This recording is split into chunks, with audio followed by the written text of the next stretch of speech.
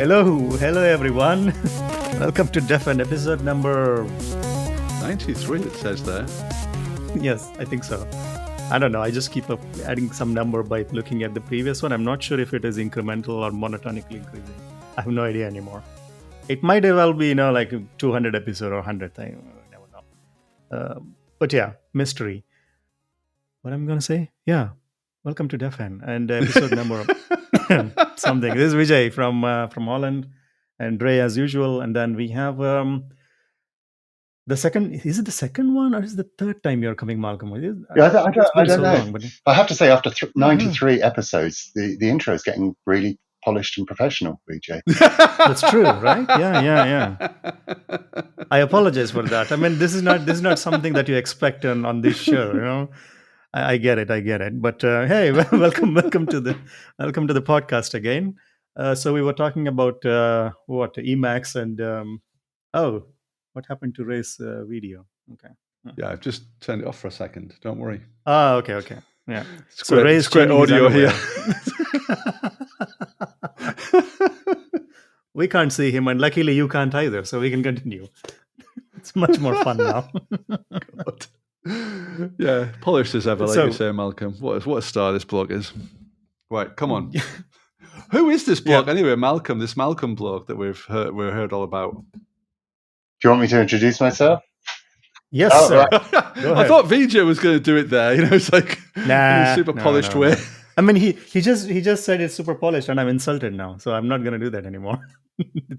We're going to remove the polish now. I'm Malcolm Sparks, Clojure programmer, and I am CTO of a company called Juxt in the UK. And Juxt are a kind of Clojure projects, software engineering firm, and doing projects for clients, and a lot of stuff around Clojure, but now lots of other languages as well. So kind of branched out from Clojure, but sort of my heart is still very much in the Clojure language, and a lot of the things that I do and think about have been inspired by that journey. So, yeah. So also it's the XTDB, right? The product that you guys are working on as well. Yeah, I mean, there's a lot of things that Juxt over the years have sort of, through the nature of consulting, is you write there by, the trenches, and you discover things, you reflect on things. So XTDB is one of those, and it's I think XTDB was really us trying to figure out how to pull out a really complicated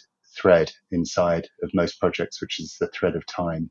So we've got this kind of philosophy around the simplifying. Well, the complexity is really that idea from Rich Hickey, Simple Made Easy, about complexity comes from these threads that are woven and tangled up, which really should remain unwoven and untangled. And so we conceptually kind of identify there as constantly four threads that are always tangled up in systems, and we've labeled them time, data, form, and code. But it's kind of a fun way, a kind of set of principles really, that if you try and keep things untangled, it leads to simpler systems. And that's the bet that we're trying to research and see, is that true? And we were just talking before the program about the deep complexities of life in ops, and I think all these kind of things, complexities, all kind of they all come from the same sort of font. They all come from the same well, which is the like just very, very, very early little complexities. It starts off very early and then kind of gets amplified, and then you get into such a mess you can't really go back, and you're stuck. Malcolm, just one thing. I mean, I don't know. It's a bit of a sort of sideways question, or sort of weird question, maybe, but I'll ask it anyway. But one of the things that I've noticed in in my career in computing is that you've got a lot of these people that are talking about like how it's all gone wrong, and it's all gone wrong because these commercial people keep on asking us to do things that are compromising things. They're doing things in a hurry, and yet it feels to me like that's a lot of horseshit. Actually, we seem to be doing most of these things to ourselves. Yeah. So, I think it's about time, like we in the industry started, and, as developers started to own that a bit as well.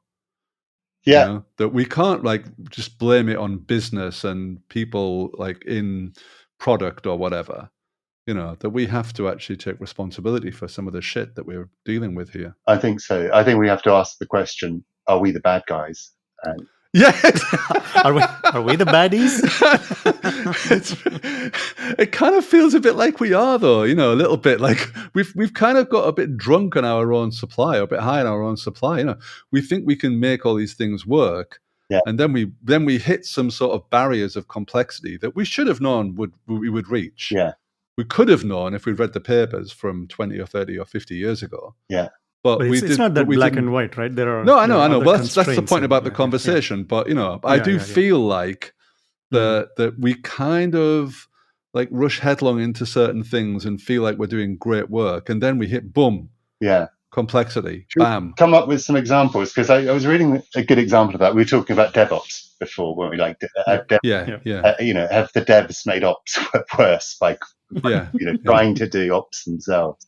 Have devs actually made it much more complicated? Well, an example. I mean, I'll give you a recent example of something that at work we were designing a new project that just this last couple of weeks, and one of the things that came up was that we were looking at sort of like billing systems essentially, and every billing system has some, and every company has billing, and they tend to happen at the end of the month or every month or every quarter or whatever, whenever they happen.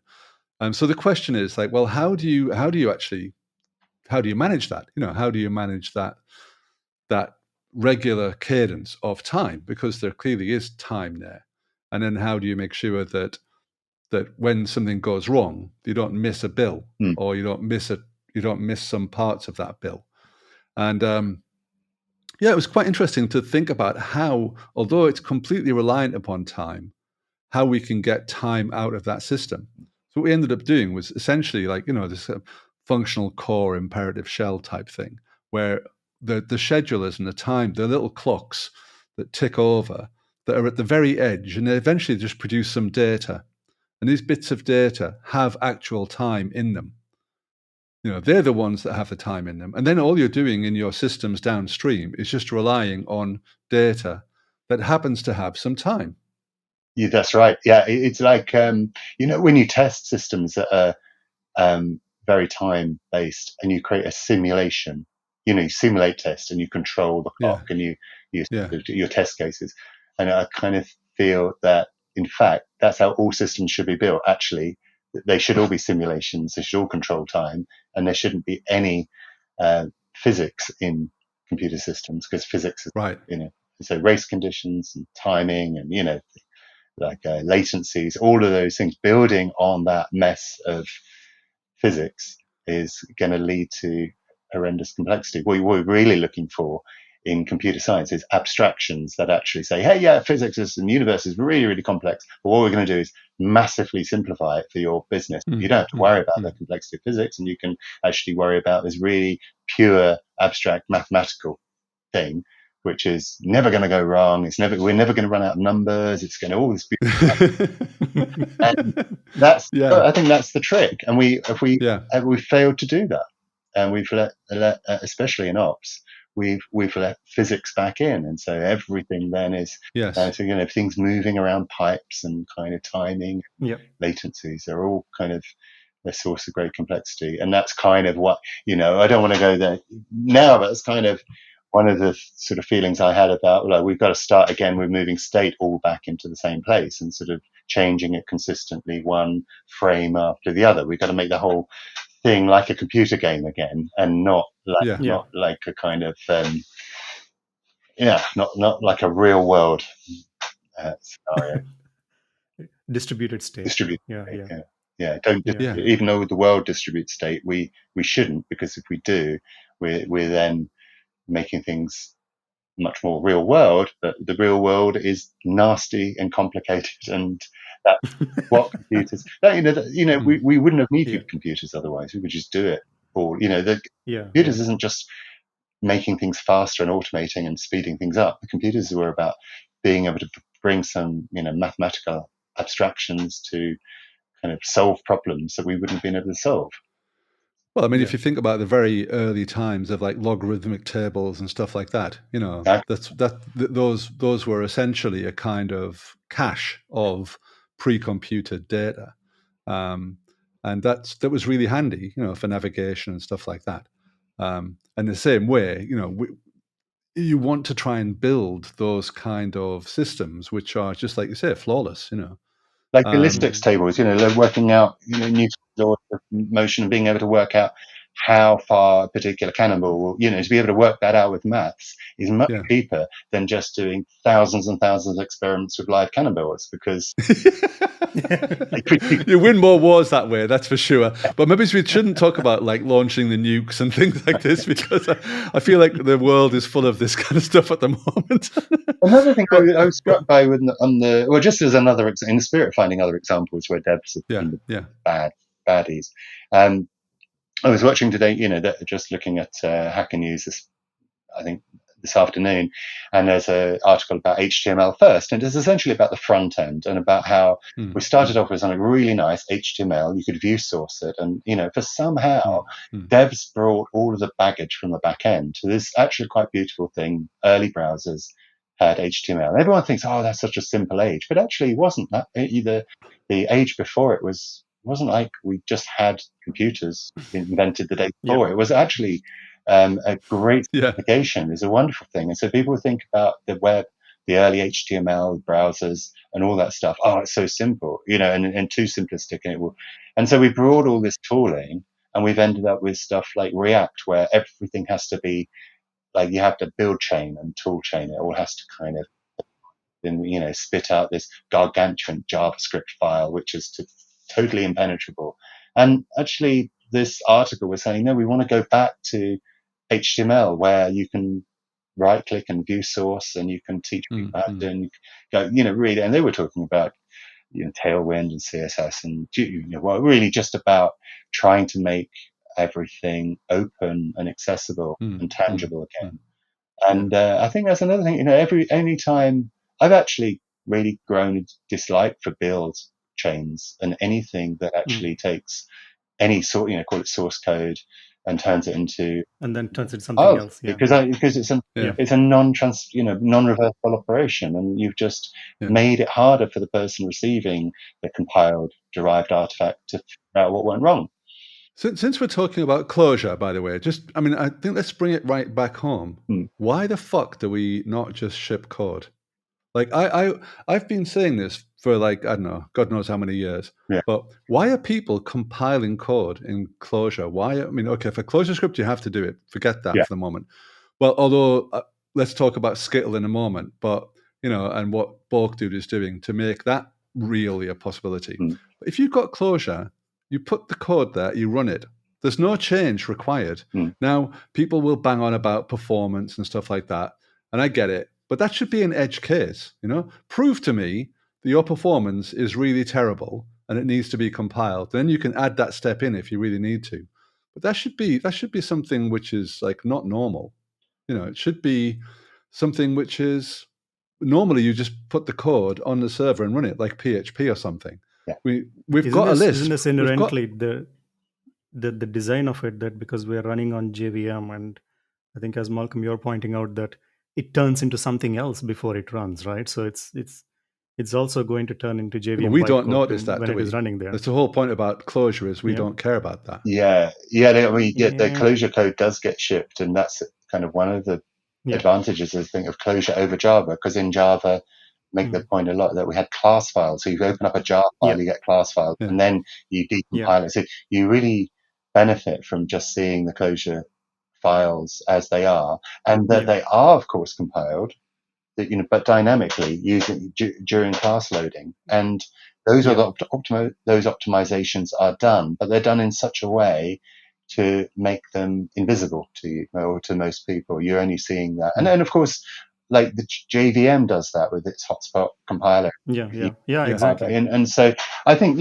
definitely do build steps, but do them just in time and make them completely invisible. But the problem is that the build step that we bring, the whole React tool chain is not invisible at all. To the people who receive that code in the browser, just see this kind of completely opaque But isn't this because of the cargo culting, or maybe I'm going to use my newly learned humanities knowledge, like the grand narrative, buying into some sort of a grand narrative, right? Because you start with, oh, everybody is doing JavaScript. I mean, we did plain HTML, CGI stuff, Perl CGI, and all that shit. When I started, that was okay. You have some templates here and there, and then there is a bit of reusability. So when I was writing it using Perl and CGI and Apache, that was the beginning of it. Yeah. And then we started having this when Gmail came onto the scene. That is the explosion of this SPA or single page applications, JavaScript doing all this magical stuff in the browser, and people were blown away by it. And then, because until then we were used to this rich user interfaces on the desktop, and everybody wanted to have those things on in the browser, and removing the issue of software delivery, because you don't Yes. need to build and send it. That was the buy-in, right? And then everyone started jumping onto this bandwagon, regardless of the whether there is a use case or not, right? And now, if you're talking about React, for example, it's like every application is has to be React for some reason. Every application needs to start with this 200,000 npm package JSON yarn install. And it seems like, going back to, are we the baddies? And the reason being, like, thinking that there is a grand narrative when it is not. Everything is like a local ones, which are much more optimized. But on the other hand, what I see is, when you buy into the local narratives, like Clojure, for example, then you're limited by tooling, then you're limited by the libraries, then you're limited by the community. I think it's kind of a weird situation. I don't know if are we the are we the baddies? Yes, when we buy into the grand narratives, but we are still the baddies when the smaller communities don't have the same level of support. uh, does it make sense, or is it, am I ranting now?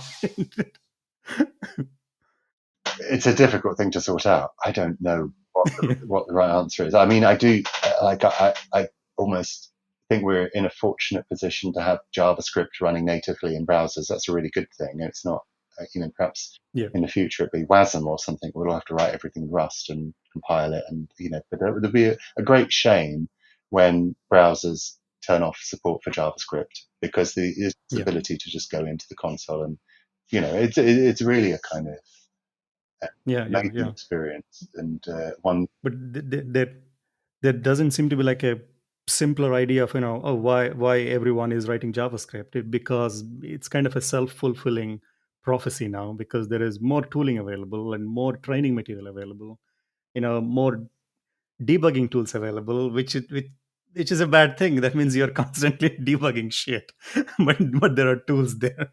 But isn't it really just like what you would say? It's like the unexpected consequences of success, because really JavaScript itself. I mean, if you're saying who is the bad guys, I mean, you would argue that. I mean, I'm not going to say Brendan Eich was a bad guy, because he wasn't. But he kind of was, in the sense that. Or maybe the people that, again, it's like coming back to the point I was making originally, which is that to some extent the people were saying, oh, you've got to make this language and it's got to be looking a little bit like Java, or it's got to have the curly braces or whatever, even though you don't want that, or it's got to have certain Let's things. Call it JavaScript, and then you make, and he whatever he took a couple of weeks to make it, and and now we've got this JavaScript, and then for whatever reason that the tech debt wasn't paid back. I mean, I don't know if he's like, oh, actually, I'm quite happy with this equals thing. This all works out for me. I don't give a shit. Or whether he feels like, not a number is fine, or whatever is undefined. Maybe these are the things, but but that's the sort of technical debt of that language that, in the end, it was part of the browser, which was a massive success. And so now we're just all contending with that platform. And all of these things you're talking about in terms of code delivery and tree shaking and all these kind of things are optimizations of delivery. I mean, the wonderful thing about the web is delivery of software on demand, but then you want to optimize for it. So, you get back into these kind of the bits of work that people do to optimize for that delivery, because they don't want to, they want to say, well, why should every person pay, especially if they're paying on their phone bills or whatever, or their data plans, why should they be downloading 100 meg when they can just 10 meg because we can tree shake it out. So, I think we're living in a kind of, that's an optimizing world, isn't it? That's a kind of a world of pain on the back end to make it a bit nicer on the front end. So there's reasons for it. There's always reasons for these things. No one's doing something without good cause, but the problem is this narrative thing. Good cause and just but cause, I think no, but I think the narrative thing is that you're hitting the nail on the head there, Vijay. I think because the narrative thing is the problem. Is that why does everything have to be like this? It doesn't. Not everything has to be like that. We finding the boundaries between what has to be like this and what can be like something else. That's the constant struggle of computing, I feel.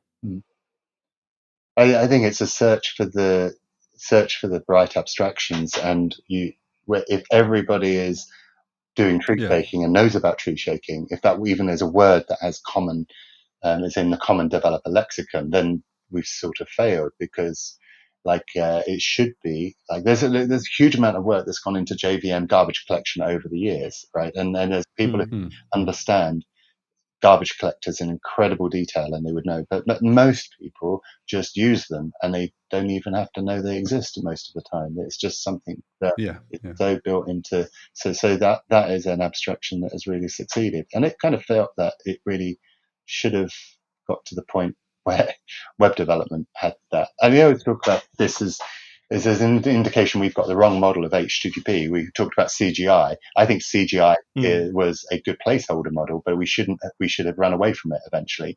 And in fact, we didn't. We're still in the CGI. So CGI stands for Common Gateway Interface, and it's this idea that the web server, when it isn't serving a file for a resource and wants to do something dynamic, it has to call a program. And the way it does that, it says, well, I'm going to call a program and here's everything I know about the request, and just tell me everything. Just hand me on a plate the response, and I will send that to the client. And then that's the interface. It's so low level that the programmers of that, the back end of that CGI, have to know everything about HTTP requests and HTTP responses, such that everybody in the world who does web development has to be a garbage collection expert, or has to work at that protocol.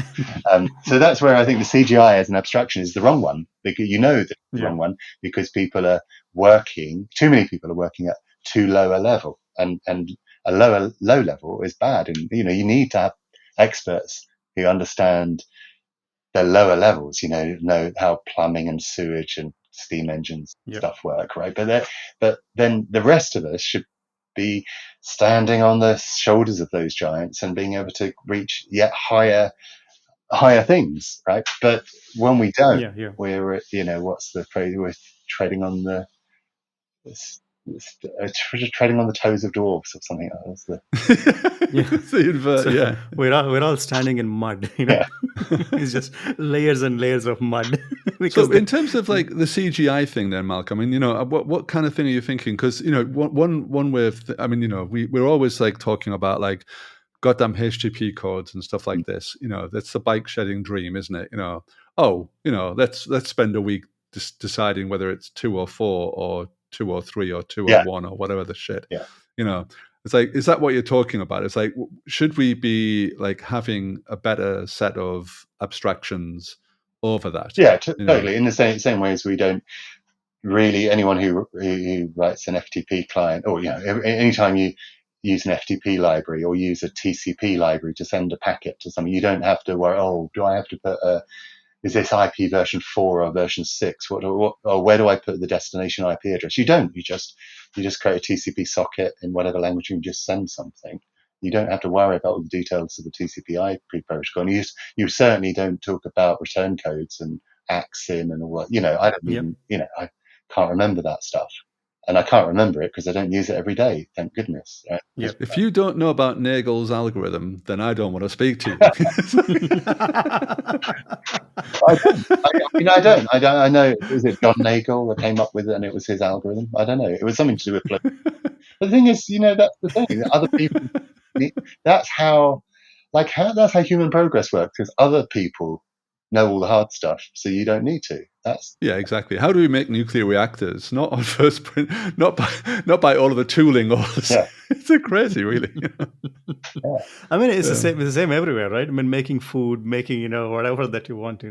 If you want to make a table, you're not gonna let me find some land and then plant a tree and then get the wood later, and then build my own tools. Yeah, exactly. I mean, it's not going to happen. The key spark of any progress is if you got everybody making their own food and making their own cakes, and then it's fine. They can get but everything's a cottage industry until somebody figures out how to, like, what are the right organization of labor to actually start then the trend to kind of make it ever cheaper to create cakes, and then you start in manufacturing, and you start being. But there is the question of the line, right? Because you can say, okay, everybody is just writing their own abstractions and then repeating the same grunt work.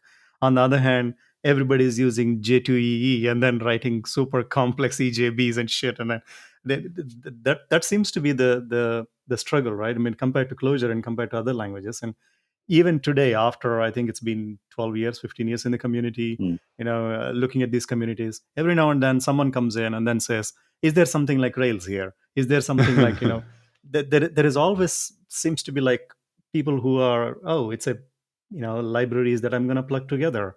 And that's where I have my freedom. And then on the other hand, the cargo culting level, like, give me ABC generate and then continue.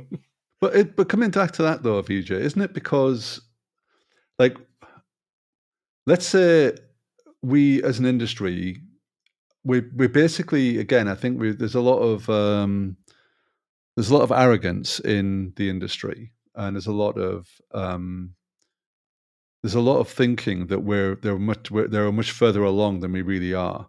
When I started, I was using C and then eventually Java, but using C felt terrible. I mean, there's lots of 4GL languages. There's lots of languages that were meant to be better, but we're 30 years on now, and C and Rust and things like that are still. I mean, they're very, very ridiculously low-level languages. And even Clojure is quite a low-level language. So we're still stuck there. We're still stuck at that kind of. We can't escape that level of language. I mean, and I don't know what you feel about that, Malcolm. I mean, because it's like this notion that we're still stuck at the very beginning. Yeah, we are, and I think just let me with this kind of search for the right abstraction. The problem is the right abstraction is 0.001% of all abstractions that you can find. I mean, there's wrong avenues, and actually the benefit of languages like Clojure is that they just let you go through, and because they let you turn over and search. They're search tools, really. You're searching. Yeah, good way of putting it. Yeah, and you can get through a load of bad abstractions quickly. You've got tight feedback loops, and you can play around with things. And that was actually one when we were talking to on the Juxcast. Not to plug another podcast on your show, but with Kent Beck, he was. Well, there are other podcasts in Clojure. That's well, no, this is the only one. Well, drop in the Kent Beck name as well. I mean, Jesus Christ, it's like we have. Well, that's all we have in this show. That's it for the episode, guys. And then we're gonna redact the mentions of competing products on this show. Anyway, but seriously, is it the latest episode? That great podcast with great big names. Go on, Mark.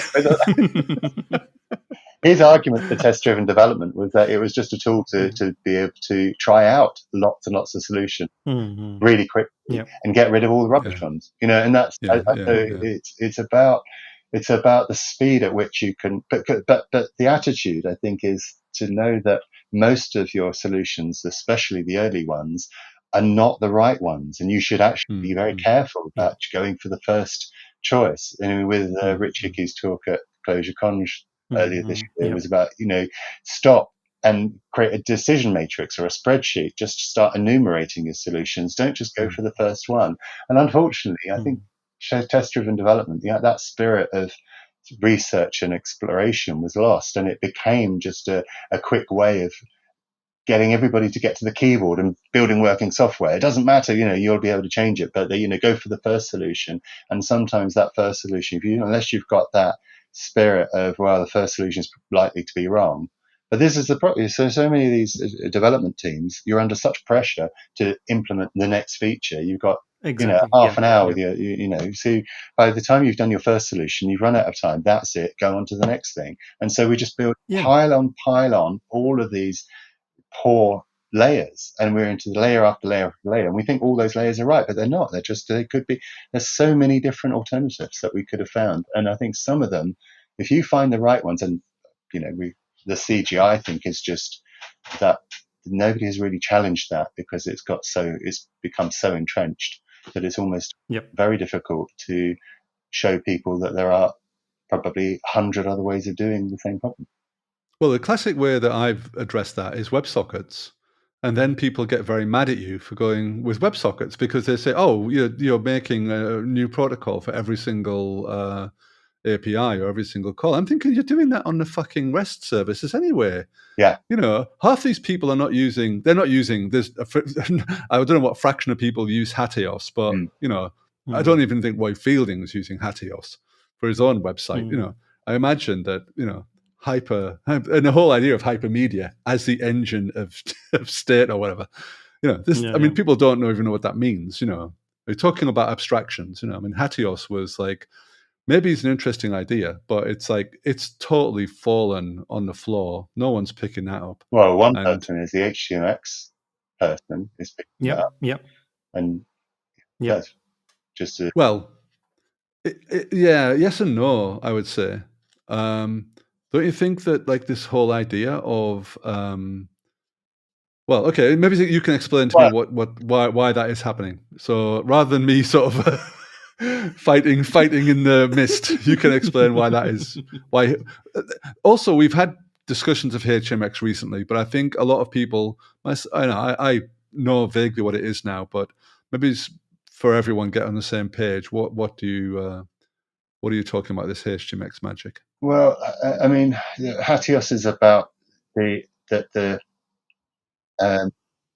your application goes through a number of states, and that is you can map that onto really a user clicking on links and go to the next state. And so the next state in each of the so when you look at a web page, that really is the state of an application. It could be generated or so on, but it has all of the links are the paths to, in a state transition diagram to go to the next state, and that you can define the whole application as this kind of state transition diagram. And I think that is an idea that I think it's because we've really turned the web away from hyperlinks, and we've turned it into this kind of client server thing.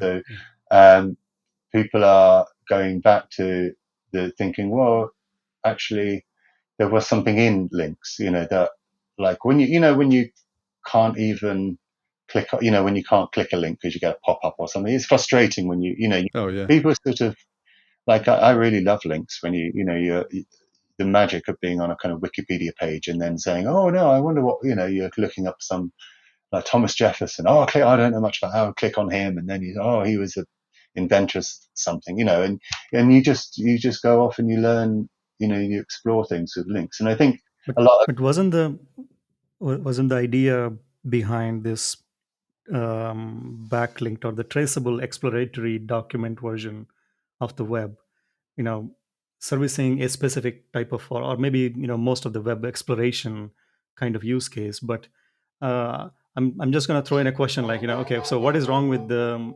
sorry, it's my bike.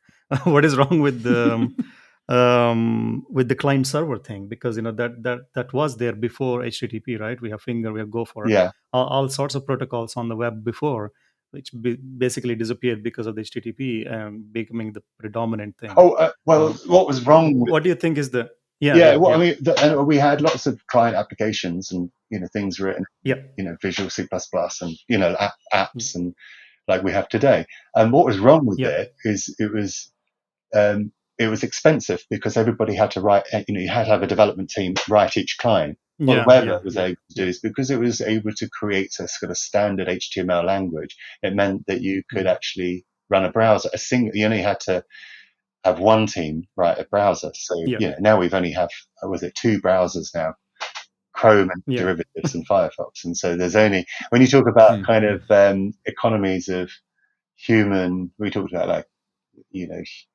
societies creating a surplus, and the actual idea is, trying to be as optimal as possible. So you don't want to have don't want to have people working on the same thing and reinventing the same wheel. Well, no one's reinventing the browser wheel anymore because yeah. But then, I mean, I'm just gonna be contrarian for the sake of being contrarian, I guess. Yeah. But isn't that the whole reason why when we had this, what is it called, Electron-based apps being, everywhere, and then suddenly one security issue in Electron app, now it's there are so many apps that we don't know are using Electron, and then we had this security issue, like from Slack to from every weird application using this one, then suddenly need to be, they're based on the same thing. That Anyway, I mean, well, maybe no, I mean, it's not a big if deal. everybody's But, if you end up making things so efficient that there's no redundancy at all, right? That you're only if you're only like surviving off one food type, and because that's and that that's not sustainable. so there's no redundancy at all. But I think that it wasn't that the pre-existing world there were no security problems because we had this. Oh yeah. I mean, they were there. It's just that with Electron, you can fix it with a patch that you can distribute out. I mean, it's an incredibly efficient way. I'm not saying that. So I think it's a bit of a different argument. Or definitely you can have vulnerabilities if everybody uses the same stuff, and you should avoid. Certainly, you don't want there to be a monoculture. When that monoculture, certainly when it's built on some proprietary standard, built owned by one monopoly like Microsoft or AWS, that's kind of a terrible thing. So I think the hope is that when you do arrive at these things that we can all agree on, that that person who governs, there's no single company that govern that agreement, that is something that is done in the public domain, and we all, in the commons, and the commons is governed by the commons and not by private. That's the danger of, like, to me, I mean, that's the danger of Chrome, because Firefox is basically the open source version, not of Chrome, but an open source browser. And Chrome, I know they like pay lip service to having Chromium as the open source version of Chrome, but really it's something else, Well, yeah, it's Chrome. I mean, that's the problem with people misunderstanding what a standard is. A standard is something that is, you write down, and something that is a very simple contract that anybody can, that permits lots of different implementations. So, having group bodies like the Internet Engineering Task Force and the W3C, they come up with the standard. The problem with the tragedy of the browser is that the implementers have become so important, like Google, and that they've raced ahead and then created, the standards are so vast now that they're sort of easy to capture. It's because the cost of entry into the market, into the browser market, is like the cost of entry into making a mobile phone with the GSM standard. It's just so huge, so many standards in GSM that you'd have to implement, that there is no way that any one company could ever enter that market ever again. And so you end up with only a very small number of monopolists in that market. Yeah, I mean, basically, if it wasn't for Google trying to acquire traffic from Firefox, that would also run out of money. Yeah. They give like half $500 million a year towards Firefox just so they can be the default search engine. Yeah, it's a sort of a little theatre, little game that they're playing to sort of sleight of hand, of distraction, to not look like a monopoly player. But that's what monopolists do. They hide in the shadows until they've reached such an entrenched monopoly position they can come out and they're unassailable. And that's so Google are waiting for that moment, and it's just but it's not tragedy. it's not a small project, right? Running, building a web browser. No, It's but it not a might. But small the task. So thing yeah. is, if there was more attention, more browsers in the browser market, and there was more attention to the Yes. importance of having lots and lots of players, then the standards Yeah. would move slower, actually, because it would take longer for getting people to agree, and we would have Yeah. perhaps less features in our browsers, perhaps, but they would be better abstractions. What we've done is we've just allowed browser manufacturers, or like Google, to race ahead very quickly and define what those standards are, and at a rate that nobody else can catch up with. Yeah, but there is no incentive for people to build these foundational software. I mean, especially when it is such complex, right? I mean, programming languages, it seems like these days they're dime a dozen. Like, it's very easy to come up with your programming language because most of the tool chain is already been there, thanks to GNU, or thanks to all the open source software being there already. Built out of universities. Because I think that it all links to the economic reality of the thing, right? I mean, the entire point of Google designing a browser to make it everywhere so they can sell more ads.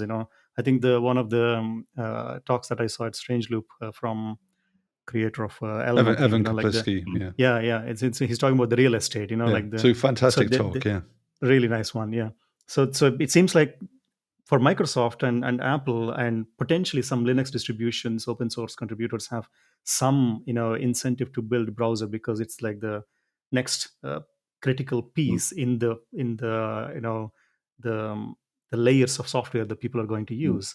So there was a couple of other browser engines on certainly on KDE, on all these things, and they were there already.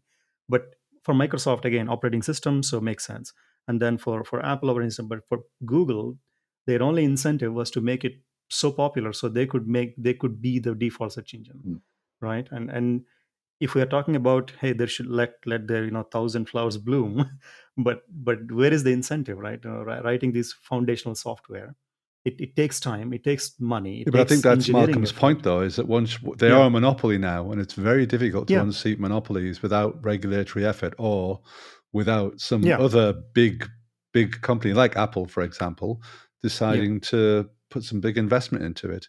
And you kind of thought Microsoft would do it, but they obviously capitulated, and that's that's a worrying trend, I think. Yeah. Yeah, this is sorry. I mean, there might be something in the web standards that allow. I mean, I think that the standards are absolutely excellent in the protocol space in HTTP, and I think those that they have really stood the test of time. And what I fear is that the number of browser-based API standards, that have come in, that have made it very difficult for people to catch up. But I think there could be. There are some solutions that come to mind where perhaps you could have an agreement on a micro profile of HTML and CSS and sort of go back to something that is more primitive, but that would say it might be much easier to create a rendering engine of, and then certain sites would say, okay, we are going to implement not text/HTML, but text/micro HTML or something like that, so that they can produce a very kind of cut down version. I think there's been, like in OpenGL, there was the WebGL, was much cut down, and so I think there's kind of precedence for this, where we could really just, now we've got this huge number of APIs to pick from, we could probably, go back to, but another problem is that a lot of websites are trying to become mobile apps, and they've got so much React and Java. There's so much JavaScript that have to, so performance becomes massive, and then everybody wants it to look exactly the same, because in the early days, browsers would actually do a different rendering of, sometimes have IE and Mosaic, and they would maybe have different. Yeah. Well, don't you find these days you go to websites, where it works for Chrome, but it doesn't work for Firefox. Yeah, and that's appalling in my opinion. Well, this website. So then basically Chrome is the new IE6 or whatever it was, IE3.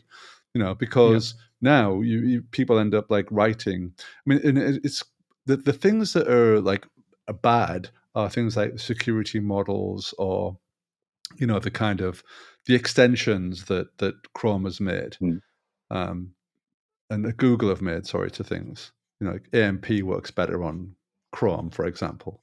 There are certain add-ons above that are obviously horrible. I mean, AMP is one of the worst things, but my point anyway is that when you have these things and they start to be impossible to usurp, because the distribution of Google is now, actually every corporation will the operating system, like the Mac, comes with a browser, but a lot of people will pre-install Chrome on top of the existing browser. Why do they do that? Well, answer me now. They shouldn't have to. It's ludicrous. I use Brave/Chrome for Zencaster. That is the only thing, because this the thing that we are recording on right now, it works better on this one, and I don't have time to debug this shit on Safari. This thing, Zencaster does not work on Firefox. Yeah, exactly. Yeah, but it's a great example. It was exactly the same 20 years ago, where everybody had Windows and everybody had to run Office, and you couldn't you couldn't get an Office document from LibreOffice that would work with your Microsoft, and so you had companies that says, we standardize on Microsoft Office, and then that obviously that meant that we standardized on it. Yeah, great. What happened is that very little incentive for Microsoft to innovate on Office for many years, and you get a stagnation of innovation. And so the real problem is that standards are the thing. We've learned that standards are slow, but they are worth being patient and to work towards. They've got a long tail value, and by racing ahead to try and make the web browsers a media platform, the Netflix thing, everybody wanting to import proprietary codecs into browsers, which has meant that it then became very difficult for open source browsers to succeed. And so we're learning those lessons over and over again, that if you don't work hard to be patient and to work on standards, you end up handing the whole thing to the monopolist who wins, who however they win, and then that's it. That whole industry comes to a halt, and not a shuddering halt, but a slow decline until you realize that something else has to come. There was nothing. When when all the world's information was locked into Microsoft Word documents, that was it. There was no other. You could send them over emails and things like that, but it then stagnated to the point that that's what made the web so compelling, because suddenly that was a new thing that people could then access information free, and that's because coming back to what the hyperlink really was there. But that's the hyperlink kind of saved us from this kind of lock-in. It allowed to hyperlink from one domain or one website all the way to something else. So it was a really anti-lock-in device.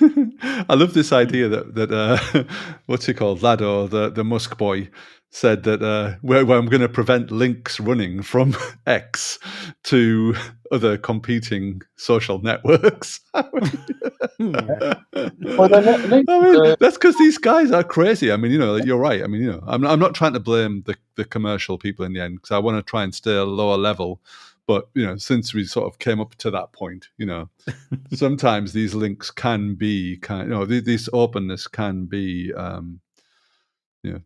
some people don't like it, basically. Yeah, no, but I think that the hyperlink is the kind of most valuable tool in terms of decentralizing and against centralization of power, because the hyperlink is really a very, very simple device which allows you to break through borders and walls, and I can have a hyperlink here, and that somebody can click on. They will go off to China, and they can go to another page in China. They can click a link and go to New Zealand, and it's a really kind of very, very revolutionary device, and and it was so powerful it broke a whole Microsoft monopoly on information. So let's get back to, I think, Clojure then. We have traversed the world. We have surfed the web like good old days. We went. I think our conversation kept clicking links again and again, and then went into all sorts of directions. Hyperlink discussion. Yeah. So Malcolm, given your experience from CGI days and all the way up till now, with the React stuff, and so because we wanted to talk about the architectural thing, that you mentioned in your blog and a few other places already. Yeah. The atomic architecture thing. So what is this thing, and what was the what is novelty, and what is something that you experience based, this is a lesson learned, so this architecture is going to solve these kind of issues? Yeah, I mean, it's not it's a sort of concept architecture, but it's just like a Frankenstein architecture. It's borrowed lots of pieces that I've seen, and now you're really selling it here, Malcolm. We say, hey, what is this architecture? What is new? Well, it's not an architecture. Okay. It's a sort of ugly monster that's going to kill your kids. I think it's a third. You know how there was a big, in the last few years, there's been a big debate about monolith and microservices. Yes. Like a sort of backlash. Yeah. Microservices have been a kind of the dominant mainstream architecture for coming on to about 10 years, I'd guess. I think we moved from monolith to microservices and then back to like Deca services or something, because micro is too small. So I don't know what. Somewhere in between, like Senti services, and they're not microservices. Milli would be the one, wouldn't it? Yeah, Milli. Yeah. Anyway, it was I think it was an observation. Well, Netflix kind of broke out into microservices, and I think it was microservice. The main influence of microservices was being trapped into paralysis by very large, inflexible. And I was reading something about how AWS really was kind of the early AWS, or the early Amazon at least, was so rigid and so monolithic and so difficult to get anything done that it's that spawned people. The only way people could get things done is just work on their own, and that's how it evolved as a reaction. But nobody talked about monoliths when in the same way nobody talked about. Nobody used the word waterfall before the Agile folks did, right? So the monolith is just the other. It's just the thing that has been. It's a pejorative, isn't it? Yeah, it's a pejorative. Yeah. So but but there has been. I mean, I think the way that people looked at with microservices now, just see this kind of huge amounts of, when you're debugging them, you just how difficult it is to reason about distributed state. And so and I can give some examples, but we've all been there, where we've got you say, well, you want to see where the state is between this service, has it come back? I've got telemetry, look at the logs, and then you need to have some centralized log thing to look through, and then some UI. I mean, it's exactly what Vijay was whinging about before we started. Yeah, exactly. And it's a Rube Goldberg machine. That's what we've created. And so that can't be right. And then it just. I think I'm really pitching a third way, which is totally understand. We don't want to go back to everybody working on the same code base and tripping up each other. We do want isolation. We want autonomy. We want independence from each other, right? And independence that is through having good contractual standards between teams and so on. But where the real is saying that 99% of the complexity of microservices actually comes from the fact that they're stateful. And so it's not that they're independent, it's that they're independently stateful. And so if you want to simplify it again, then you just you sort of rebuild the monolith, or you go back to the monolith. But the only thing you take is the stateful nature of the monolith. So you create a headless monolith. You don't create any shared UI or anything. And you say, well, just let's put all of the state at least. And that's called a database. That's what we used to have. And I've seen in my career huge systems that are built on a single database. In fact, last week I saw an incredible system that we were very, very fortunate to have a 3-hour demo from the Beacon people who are creating, the Beacon are a company that create risks, this risk system that you can bring into your bank or hedge fund, and it gives you so many foundations. But that is a system that's entirely built from, there's just one database in the middle, which is MongoDB, but it could be any database, and it's just from that it's distributed, and then everything else works as a sort of, so that every product is all described and it's a whole bunch of Python services. So, but all the Python services are stateless. They talk to this MongoDB, and that's how they share and save things. So it's a very atomic architecture in that sense. State in the middle, and then let thousands and thousands of services which are all tailored to a particular user or a particular business process or goal or whatever. You can heavily customize services as long as you just put the state in the center again. So the atomicity in in your proposal of blueprint or architecture is the atomicity of the state in the middle. Well, yes, it is. Well, like all these things, right? The word, it's a little bit of a play on words and a bit of a juggle. We're just trying to juggle with words. So you can think of the atom as being, if you want to say, oh, it's atomic, it's like the atomic model with the atomic nucleus, with the nucleus and the electrons flying around it. Yeah, the indivisible part that we're not going to spread it into multiple things. And well, yes, I mean, so it's saying that the nucleus is where the state, the protons and then all the electrons are all the very small little services and applications that are all kind of orbiting that. And that doesn't say, and it also, you don't have to have one atom. You might have 4 or 5 atoms. I think the atom is really the department or the group of people who all agree that they're going to save the state in the same place and collaborate. So they might be kind of all, one might be inserting a loan application and the other one might be, approving the loan application. Another one might be, doing some sort of reporting or something, but they're all working off the same state. And so they're in the same domain. And we know that kind of from the domain driven design idea that everybody's agreeing with a bounded context and a common shared language. You can't scale that to thousands of people, but in fact you can organize companies with into different departments, as we do, with groups of people who can share stuff and talk the same language. And then those groups of people can create boundaries from there. They can share their state or share their functionality with other people in the organization, but through a contractual interface. And I think that the best one is the API, the web API. I think that's a really very well accepted way of transferring it's not the best interface perhaps for fast latency and things like that, but as a boundary to your entire system where you can provide data feeds and you can provide an API surface, you can control what outsiders are allowed to do, what business processes that they can interact with. And so you get also the opportunity by creating a contractual boundary for you to tidy up things inside. You get to encapsulate your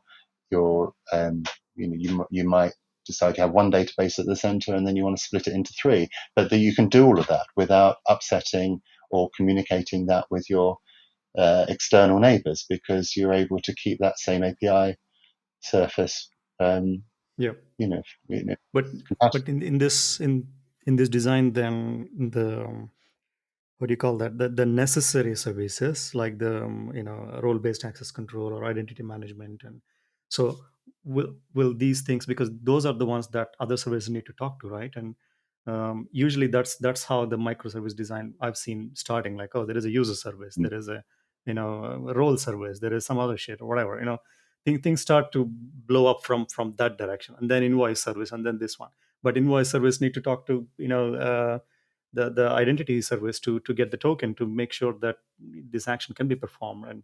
And then in your mind, are there some services? So if I understand it correctly, every service is trying to communicate via the shared state rather than complecting and then talking to each other, or what is the communication mode for Yes, this? I guess it is. If I was to submit a request for a loan, and I would put it through some Yeah. service, and that would then go into the database. And then if I was then Mm. use another app saying, show me all loans that are being requested, a bit like those old workflow systems that we'd have a central database.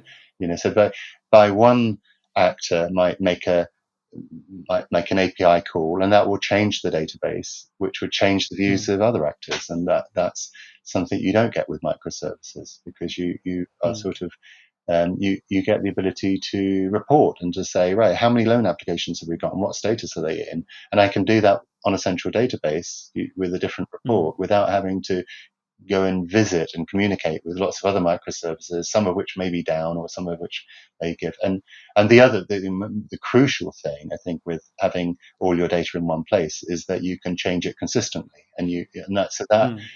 Because you've got it in one place, it's then you're then able to treat your changes as atomic. So you can say, right, my database is in state at T0, it's at state state 0, and then it can be at T1, it will be in state 1, and so those you can think about it as a reduction of applying functions over a value. And so really the whole organization is a reduction of and if you can do that, then it that's I call that domain operations. So you in designing your domain, you come up with a common language, but you say, I'm going to allow these operations to be done. It might be request alone, right? That would be an operation. It's a kind of like an event sourced loan was a requested sort of past tense. But it's an operation to say, this is a command. This is something I want to do. And then if that is successfully approved by whatever access control mechanism you've got in place, then that is associated with some state change. But it's the state changes are applied one after the other in a queue. Such it's just like a mainframe batch processing or job control system, one job at a time. And the reason why that's useful is because it allows you to then understand how your data how your state has got into the state it is, by being able to go back in time and say, well, we did this and we did this, and then we revoked VJ's permission, and then we saw this, and it means that you've got this repeatable story. It's simulation, and you don't have race conditions or side effects, or the fact we revoked VJ's access 2 milliseconds before you access the loan request, but unfortunately it didn't get through because it wasn't synced or done against older data, and caching, or there was a sort of stale data that we made the decision on. All these amazing number of edge cases that we have to code for disappear if you go back to creating a very solid simulation, which is ultimately a reduction, the reduced enclosure. That's what you're just saying. That is such a useful idea, reducing over a series of functions, a sequence of functions over a value. Why don't we make the value the database? And then and of course people say, well, that won't scale. But actually, when you really, if you're able to submit these operations asynchronously into a queue, queues are fine. You get like it's okay to funnel everybody through a kind of metal detector at an airport. Everyone gets through eventually. Flight might, but he doesn't. But that's how, in the end, that's how systems actually do scale, isn't it? I mean, that's what we've found. In fact, that's what really happens. If you look at like the Amazons and the Netflixes, etc., that's what they're always doing. They're always making these asynchronous things. Yeah. So that's the mechanism for scaling, actually. Yeah, and then banking financial transactions. Yeah, banking, absolutely. Automated clearing houses is all ultimately kind of at one queue, one done, and I think it's all it's an ordered list of transactions. If it wasn't ordered, you'd be screwed, Yeah. like it depends on how much you care about the consistency and accuracy of your data. I mean, if you just don't care about it, then that's fine. But if you do care about it, and it's people's money, or it's people's bookings, or it's their products that you're shipping them, or it's their, insurance or whatever, or health information or something like that, if it is of any importance to you, then you should.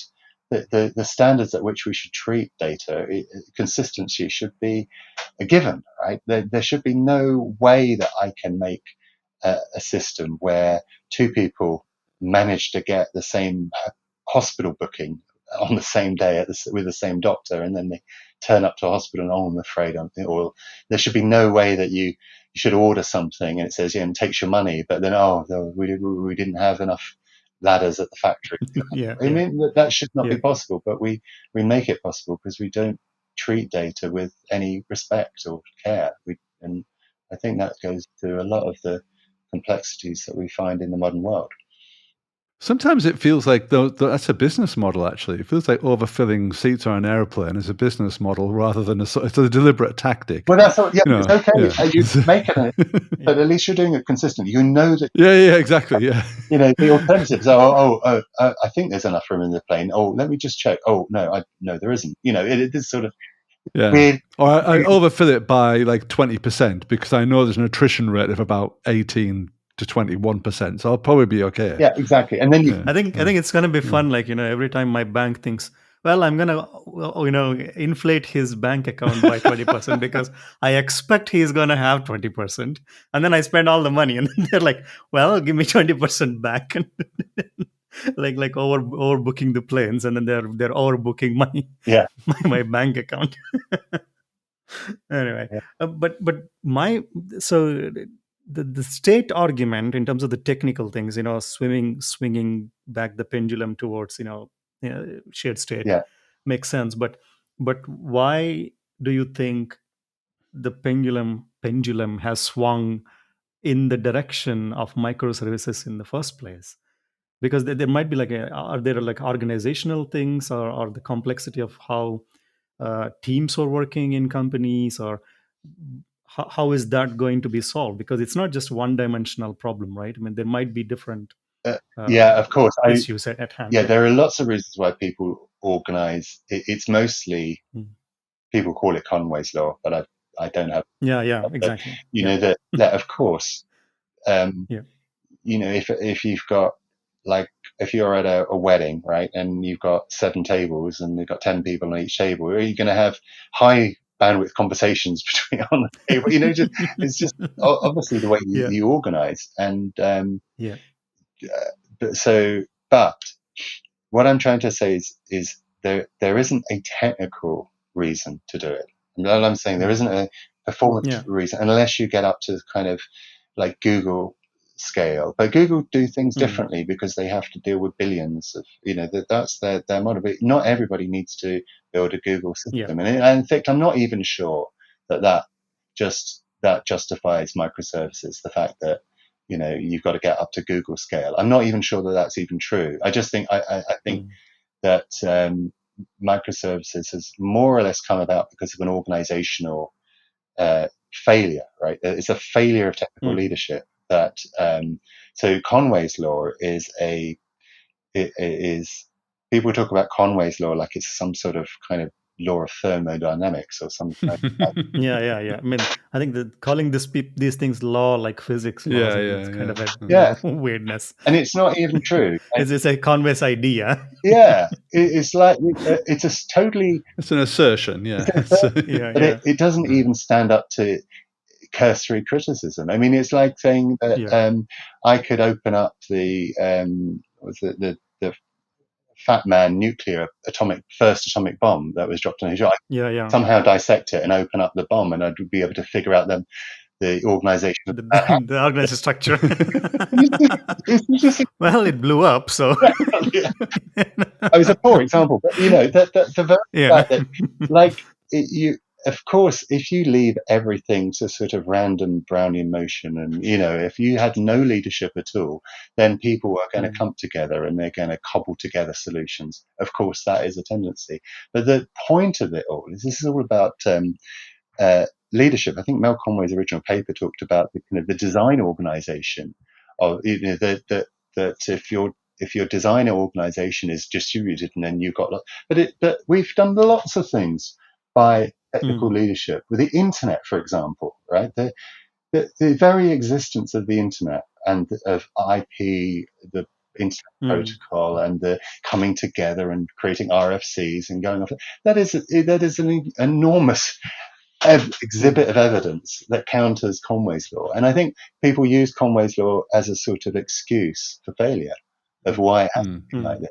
And I can't see anybody, I just don't have any time for it, I'm afraid. It's just because I think a lot of IT is around leadership, right? And and we have, and leadership is hard, and you have to have, that today you have to be very technical and knowledge, and as an engineer leaders have to be very savvy engineering wise. They have to understand development and deep, and they have to understand, they have to have a lot of soft skills. They have to have a lot of organizational skills and leadership skills. It's a tough thing to ask people to do.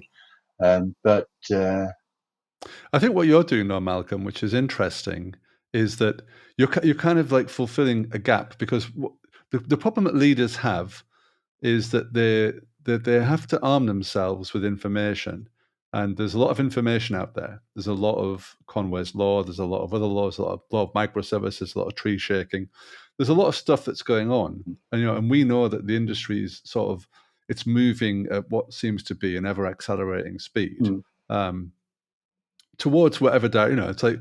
But I remember listening to someone before about velocity, is that velocity is fine, but the problem is you might be going fast in a completely wrong direction. And it feels like we're always like going off in completely wild directions and eventually kind of recalibrating, rethinking.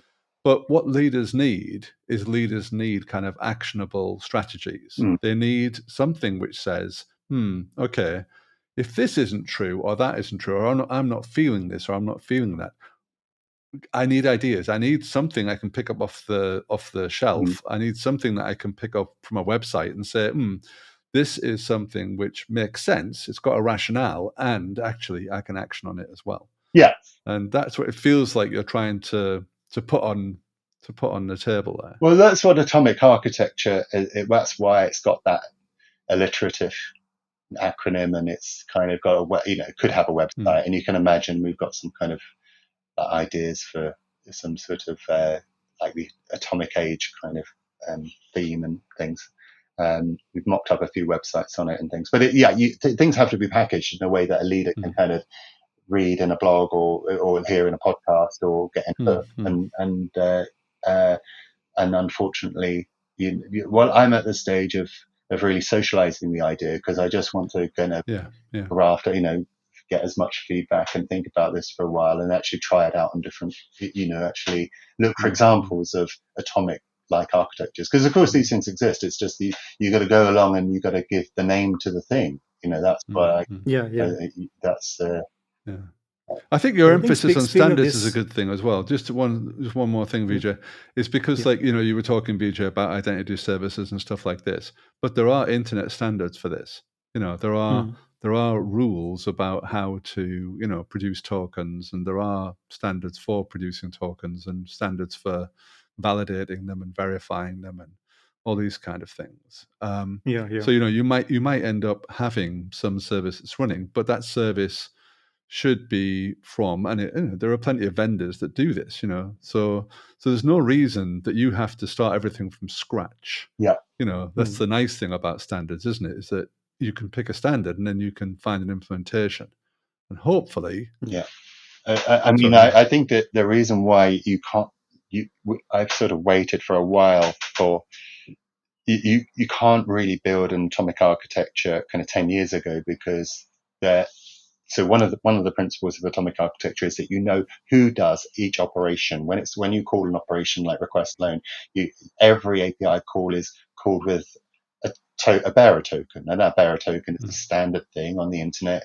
It's part of the OAuth 2 family of specifications, and this whole acquisition of access tokens requires vendor software, and those things are available now, but they weren't 10 years ago. But now I think we've almost arrived at we've finally got agreement in an area where we very rarely get agreement, and that is how computers should talk to each other. And we've got an agreement on, that it's, the HTTP API is the sort of the mainstream. I mean, of course, there are other alternatives, but to have one thing that is like the mainstream, and then you've got this ability to allow applications to call APIs. I mean, they are application programming interfaces after all. You want applications to do it on behalf of users that are engaging in the business processes, and so we haven't really been able to do that without users telling giving their applications their passwords, and that's obviously not a sustainable thing. So it's only recently we've been able to do federated or delegated access from where applications can access data on behalf of users, and so all of these layers have had to be built before we can finally get to a point where we can build systems where we know what's going on or who's doing things. That's been a key component of atomic architecture. And I think that's a big failure of microservices, is simply the security. The security issues are just not. We just don't. It's so hard to make. It's so hard to make distributed systems secure because there's so many different surfaces that you have to protect. It's very, very hard, especially we've got small independent teams and they're all building little services. It's a massive deal to ask them to make them secure as well, and all the other things that they have to attend to. So it's a recipe for disaster because you're giving small teams very small amount of time to do a vast amount of requirements that you must do in order to create secure services. That doesn't sound like it's a good management tactic. But having these ideas, as Ray, you're talking about, like having the leadership, leaders getting the information from somewhere. I think the information, what I feel is that these days, or maybe even from the beginning, is that regardless of what kind of technology it is, what kind of architecture it is, what kind of new idea it is always about oh, this is how awesome it is, but nobody gives the context. Like in this context, this fits well. Like what I'd love to see, or at least for me, as a person who can't have all the knowledge in the world, obviously, so I need to depend on the people who are creating amazing software and telling me that, look, this is good for this, but if you don't have these problems, don't use this thing. It'll be nice to see that kind of a because that's better coming from the creators rather than some people trying to pushing this square peg to round hole or whatever, and then deciding, well, it worked for us, and use this for everything, like Kubernetes, like use this for everything, or serverless cloud native architecture, everything. Like I think that it would be much nicer and transparent if we say, look, this is the architecture, or this is the technology, this is the database, this is the programming language, whatever the thing that we're building. And when it is being built, it was built with some specific thing in mind. And then because everything has trade-offs, right? Everything has pros and cons. And when like the reason why microservices became like big swing in the industry, because everybody thought that is the way to build. And same with React, same with all this shit. Again, we're falling into the same grand narrative of, oh, this is the way that things should be built again. But it would be nice to have like one section explaining this is the problems, and this is where we came to this conclusion. This might not be the solution for this one. Yeah, right? I think I agree and I disagree. I mean, I agree that you need to know what you're optimizing. What are you trying to optimize? So I'm trying to optimize data security, but the handling of data as if they're precious records to your business, and they need to the numbers need to add up. So sort of high care of data, and that I'm definitely not trying to optimize performance or vast scale, right? And but then there is this kind of desire that you get this painting by numbers guy. Just do this, this, and this, and this, and just implement this. And it will work. But in fact, building systems, is a difficult art, and it requires intuition. And so you have to say, well, you somebody has to make a decision. Well, they're going to take some ideas and they're going to have to make a decision how to apply those ideas in the context. And I haven't, I can't give you a whole set of industries or atomic architecture, or, one day, hopefully that will be something I can point to, that all these, but that actually is probably more likely that those projects will be obsolete by the time that you come to build something. I mean, it's the problem is that the things are always moving ahead. And so you really, that every system is different, and you don't really get much opportunity to just copy and paste a system and say, well, this works over here, it's going to work for my domain. A lot of it is a bit of trial and error and a bit of Yeah. I mean, I totally understand that, but what I'm coming at is like, the maybe not like, oh, this is not good for something, but at least giving the context, right? I'm trying to look up there was some tool. I think it's probably built by either Airbus or one of these companies. It's a competitor to Kafka or Kafka like product, but I was very impressed by their README and documentation, that they specifically say, hey, these are the constraints, these are the trade-offs that we made in designing the system, and it is built in this way. It might work for you, it might not work for you, we don't know. So explain, it clearly explains the constraints and the context in which the solution was built. Right. And that's what I miss in most of these technologies or languages or everything, because I would like to see what is the context to bring this idea into fruition, to first version or first beta, whatever the version that you're releasing. I think that would be very helpful for me to understand, oh, do I have the same problems and will I reach the same conclusion? Then this seems to be like a nice synergy in terms of the solution, and to use the buzzword managerial word. Isn't it kind of like saying, where is the pain? Yeah. Because I think one of the things I think we're very good at, by the way, is pretending we're not suffering. And I think, if it's a Stockholm syndrome abounds, sort of we're high on copium. I mean, I like this sort of joke that whenever I see these kind of motivational speeches or whatever, it's just like copium-tastic, Copium is the new, copium for the people. So I think that's part of the problem. It's like, first you're doing some humanities, the first step towards change is admitting there's a problem. Yes. I think that's probably what the motivation is, Malcolm, isn't it? It's like, okay, look, guys, there's a bunch of things going wrong here.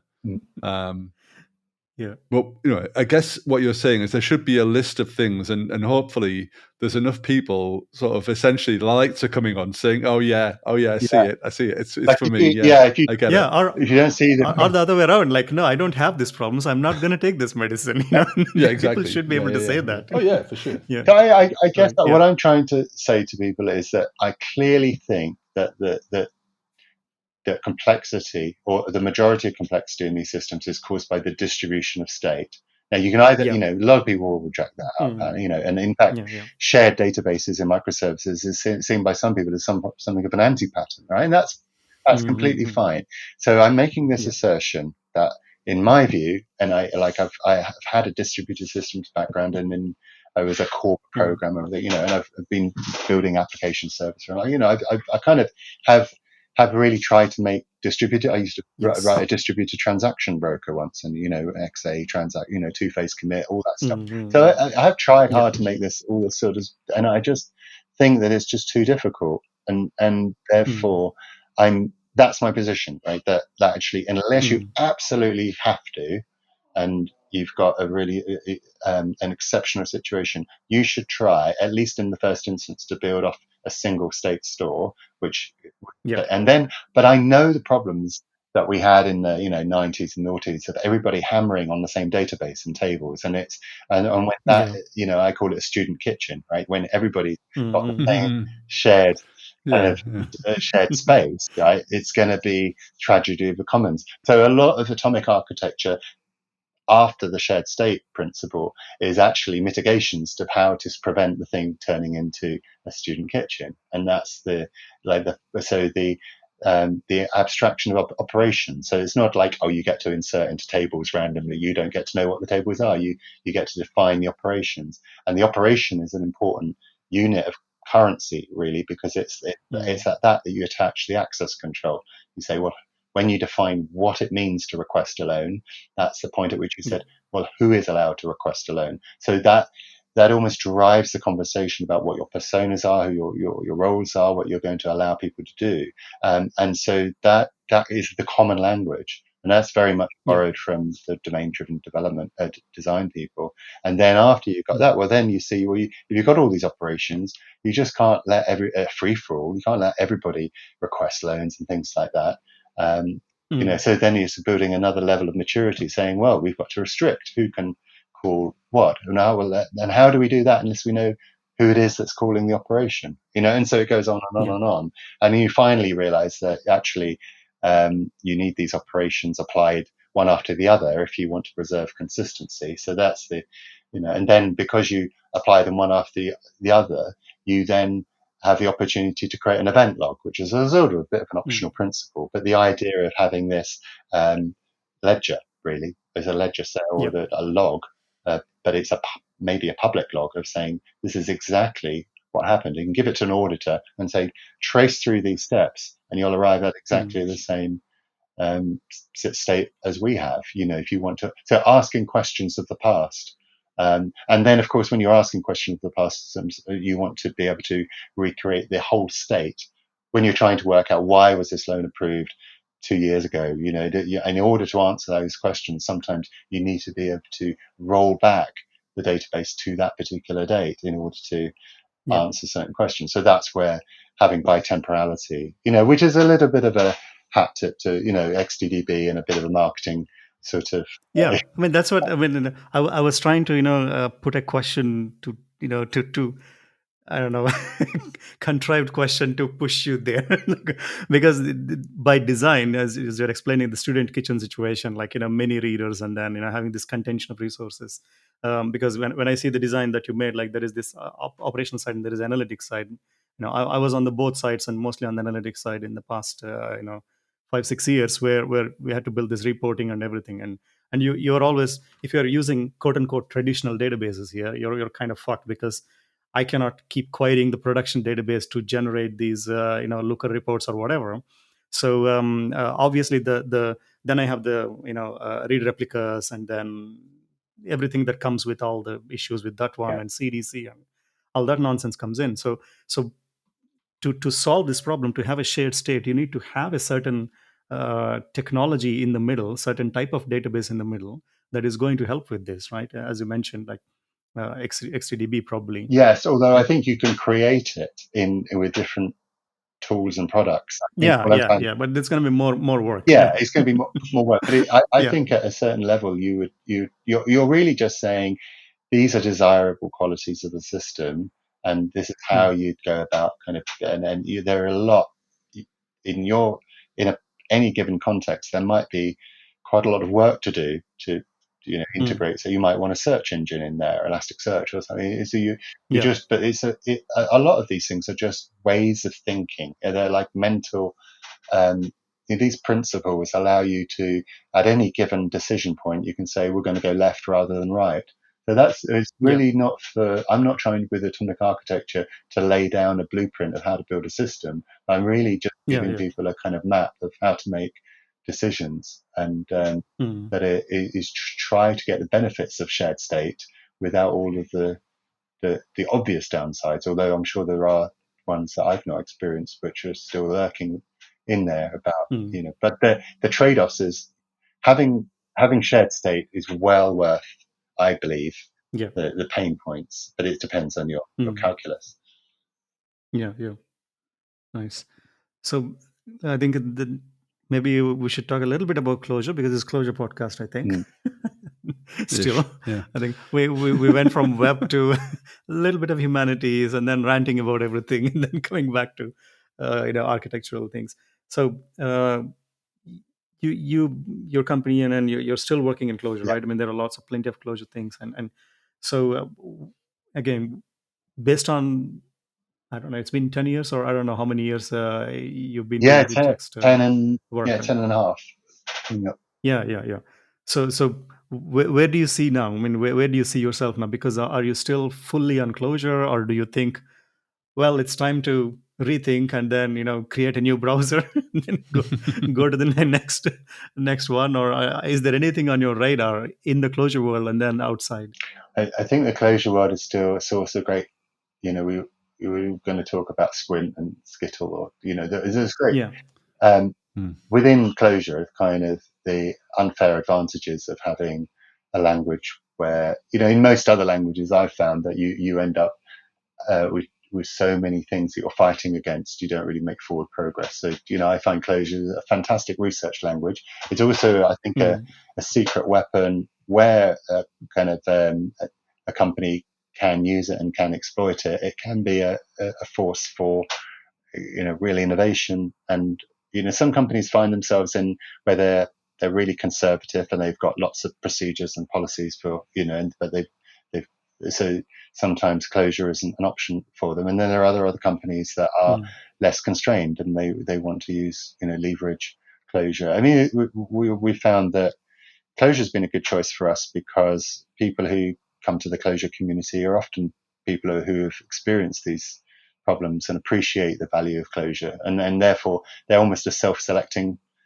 group of individuals. They tend to be the people you'd want to hire in any team because they tend to be, have initiative and have self-taught and have, those are exactly the sort of people you want on your team. But so for that reason, I think Clojure has been a good choice. And we use it internally. We use it for our own projects. It's used for XDB, the version 2, and it's just a great language for building things that are innovative. I mean, it was no surprise when we were on another podcast, Juxcast. We were talking to Nathan Mars the other day. I don't know, yeah. to drop another name, another big name. Yeah, God damn it. Of course, Rama is built in Clojure, although you wouldn't, know from the marketing. But that, you can see that choice of language. If you're trying to build something like Rama or like XDB, then that makes a whole load of sense. If you're just trying to build something in an organization and you've got to follow, you're building a microservice or something like that, they're like, I don't know, I think like the thinking matters more than the language. The language definitely helps, but I'm more interested in the experience I've had using Clojure, and I'm seeing in the small that functions and having state in one place, like you're writing reframe applications. We've built some really fantastic front ends in reframe, which I just don't think we would have been able to build in JavaScript, because you get really quickly into JavaScript where your early choice of libraries and things that you've made are absolutely critical, whereas kind of reframe is such a safe choice. We've created some amazing things, but I've known that reframe is fundamentally an atomic architecture. It's got this kind of atomic state in the middle, and then all the functions that fly around it and apply changes, and it does work. And so I feel that these key ideas of separating state and functions in Clojure, it's just been like really are these kind of cornerstones to why it's such a nice environment.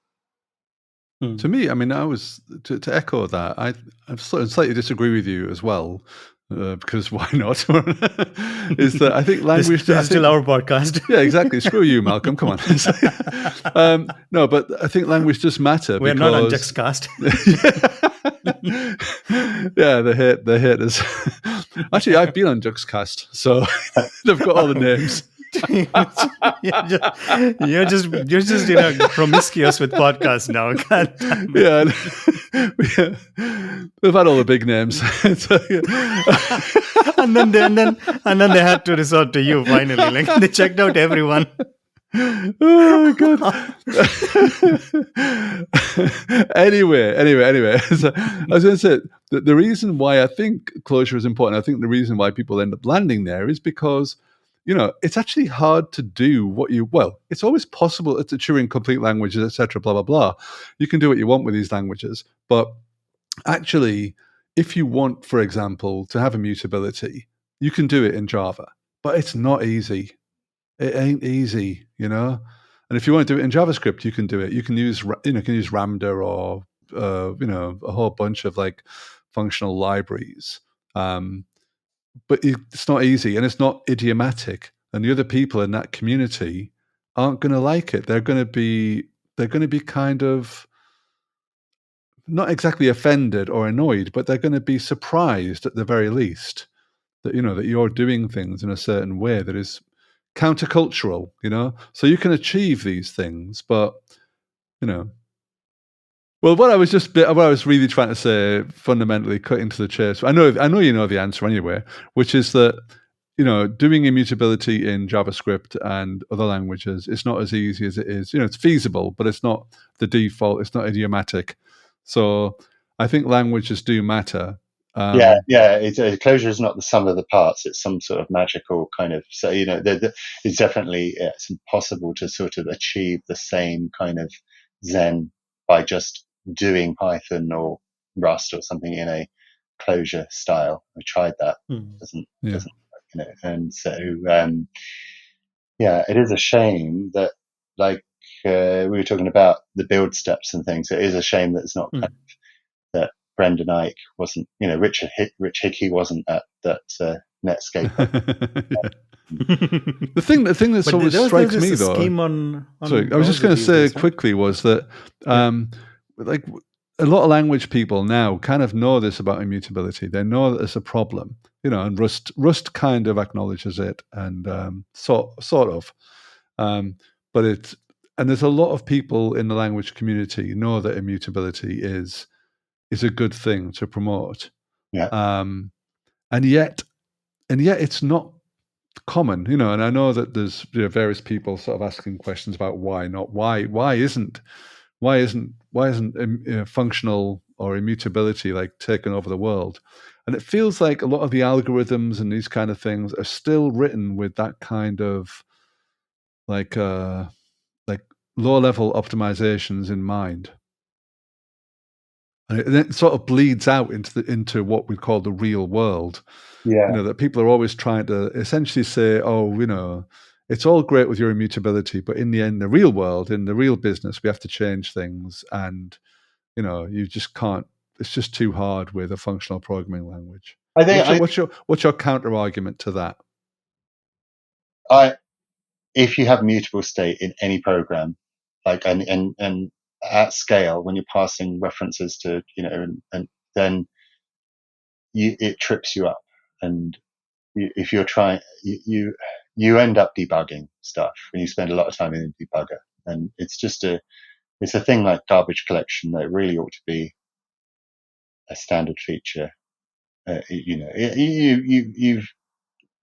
don't know what the state of immutability is in Python because I haven't got really deep into Python, but I guess you've got date classes and the same problem you have in Java. We've got these foot guns lying everywhere, and therefore you have to just it's so easy to screw everything up and making mistakes in programming, and your colleagues spend ages and late at night and trying to debug something. It's just there's this feeling I get when I'm working on projects that aren't using Clojure, that there's a lot of time that is spent trying to figure out and debug something that really an issue that shouldn't exist. But it's difficult to kind of explain that, really. It's that blood paradox. You can't. It's definitely. It's my Clojure will always be my kind of go-to language for trying things out and building things at any kind of scale, because it's just safer to do so. That said, I do have an answer to. I think really the mutability that state should be in the database, right? It should be persisted, not just persistent data structure. It should be persisted, and that for the most part, we should just not put too much state in our programs. And you thought with cloud and the ephemeral services being shut down and started up on different nodes and things like the cloud Kubernetes thing would mean that people are less writing state inside their programs anyway, and there would be more stateless programs writing. So I presume that is a trend. But I've just learned last 10 years that databases are probably going to come back because they do have some solutions to, like, maybe this microservices phase is kind of like the furthest we'll ever go away from the solar system of databases. We're sort of coming back and realizing why databases were good. and why there's just all this new energy in databases. And I think databases are you should start with the database and grow out. And it's unfortunate that databases got a bad press, because most databases were sort of built in the 80s and they're crap. Don't you think it's like the problem that we were talking about before with the browsers and everything, that databases got to a certain point where, they answered a lot of problems, and then the web came along, and then didn't answer the problems anymore. They weren't able to be web scale. I'm gonna stop at that one. But the whole idea of sort of MongoDB, and the whole idea of kind of like NoSQL and all these kind of things were kind of responses to the ossification of Oracle, essentially, and the sort of, the business practices of Oracle weren't very nice, but there were options with Postgres and stuff like that, and other ones like I used to work for a company called Ingress back in the 80s, actually, in the 90s. And there were various other sort of like competitors in that space, but obviously Oracle was the big dog. But it kind of like lost ground rapidly in the internet age. And it feels like the internet as such was kind of responsible for this dispersal of state. I'd put it there. I don't know what you feel about that.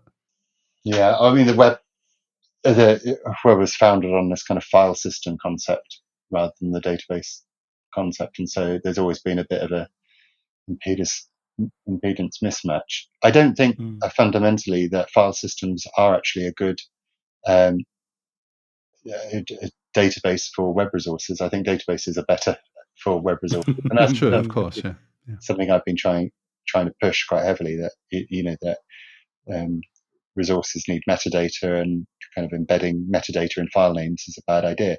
But I think it was just two different communities, really, and it's unfortunate that there hasn't been more kind of web servers that have been built around databases and things tried in that area. But I think there's definitely there's lots of research happening in the database world, distributed databases and NoSQL and SQL, new SQL. I think we haven't really, we haven't seen the end of that. I think we're seeing a kind of people will modernize the database. There is definitely a problem with kind of everything in databases being tables and very strict schema, and so there are kind of various approaches. And the new SQL standards have got much better support for trees or more like JSON documents, and there's much more support for JSON databases. So we'll see, but it's a good area of research, and I think things will improve. But I agree with you that I think the conceptually databases are the right. We need some of the properties that databases have, like transactional consistency, which we've traded off far too prematurely. But it would be much nicer if they were much more modern. And I don't like the old, like stored procedures and the SQL languages, and it's a shame. SQL is everywhere, but it's a bit. It's when we used to write thousands of pages of SQL, and it's all very merged and doesn't compose very well. It's not a very scalable language, but there are much better languages out there. But hopefully, something will come along. But the other thing that I was going to say is that you mentioned there that, like, the file system, and it's one of the things. It's a bugbear for me as well. Is that file systems? They're kind of like a ball and chain for us. I feel, Microsoft tried to kill the Unix file system, with its version of drives and stuff like this. Didn't really work. So the file systems, everything is basically around the Unix notion of a file system still. But that's still it's a kind of really weird abstraction, I think, and it's a very binding abstraction. A very tight abstraction to do with this like hierarchy of things that is very much sort of like a directed acyclical graph. But in fact, it's like you were saying with links or hypertext. That's not the way the real world is. You don't want to be traveling all the way through to get to a particular file. You want just to have essentially a hash. You want to have a content-based addressing rather than sort of some sort of path-based addressing. Yeah. And you can do that kind of thing in databases for all kinds of content. Which is like, that's one of the sort of like bugbears that I've got about like the way that the web is, and the way that a lot of people treat content these days. They treat it as if it's a file. Which is completely like, it's a completely constraining, a very confining abstraction. In fact, it's not, and I don't find it a very good abstraction, because it's very much based around like the necessities of spinning disks. It forces one organization on you, but it really is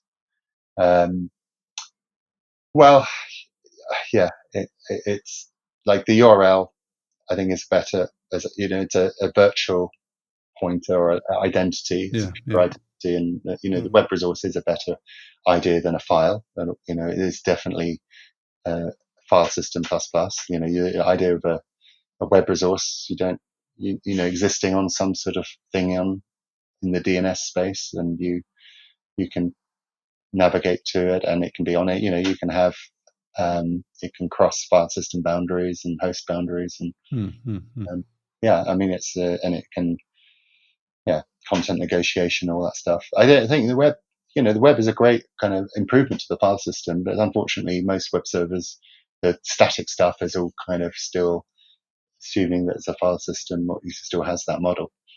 But I think it would be much better if the web was built on databases, and nobody seems to be doing that. But that, like, for me, is the natural progression of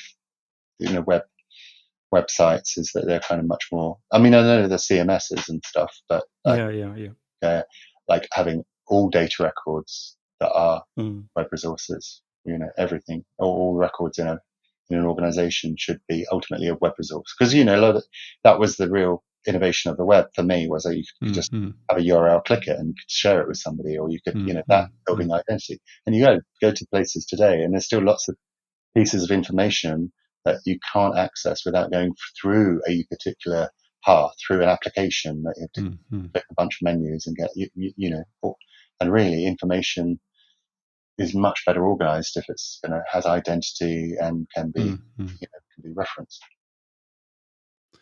Nice. And has a history. It's a good place to, I think, round it up, because we're almost reaching like 2 hours. Yeah.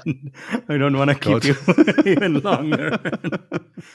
Clicking on another link and then going into another topic.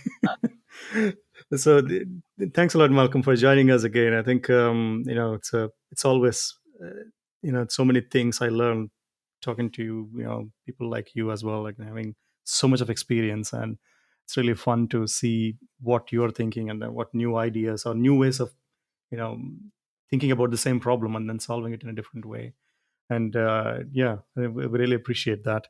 And I'm gonna link to the your Atomic Architecture post. Is there anything else that that you want our couple of listeners to know about this one? I'm pretty sure we are at least the second podcast after Jextcast in terms of audiences. Yeah, I know there's a webinar link somewhere about the Atomic Architecture, but I will link that from the blog post. So if you link it to the post, that'd be great. Perfect. Yeah. Super. Then thanks a lot. Thanks a lot for taking the time, and I hope we'll meet again in one of the closure events. I hope.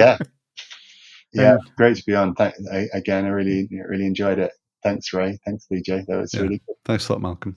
Yeah. Thank you. And thanks a lot, folks. And wherever you are, stay safe, stay warm or cold, depending on whatever the hemisphere you're on. Well, that's me assuming that there are people who are listening to this in different hemispheres, which is a bit of a stretch. But, well, there are only 2 hemispheres. So there is a chance that one is there, one is here. So good luck, and we'll see you next time. Hopefully this year, maybe next year. Who knows? In the episode number, whatever, XY. The outros are professional as well, Malcolm. Yeah, he's working on that one as well. He's doing a great job. We're halfway there. It's very much. This is as much polish I have left in my box. Thanks, everyone. See you next time. Bye. Thank you for listening to this episode of DefN. And the awesome vegetarian music or the track is Melon Hamburger by Pizzeri. And the show's audio is mixed by Wouter Dullert. I'm pretty sure I butchered his name.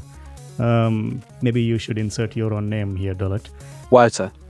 If you'd like to support us, please do check out our Patreon page, and you can show your appreciation to all the hard work or the lack of hard work that we're doing. And you can also catch up with either Ray, with me, for some unexplainable reason. You want to interact with us, then do check us out on Slack, Clojurian Slack or Clojureverse, or on Zulip, or just at us at DefN Podcast on Twitter. Enjoy your day and see you in the next episode.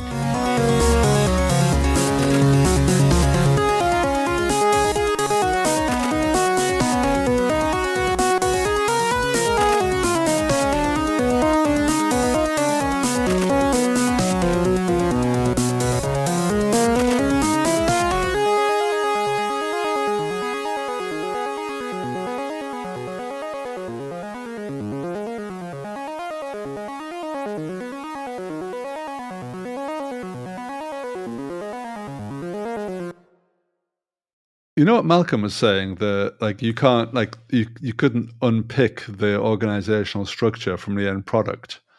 I think you probably could here. You know, it's like, oh yeah, we know this one's a DefN.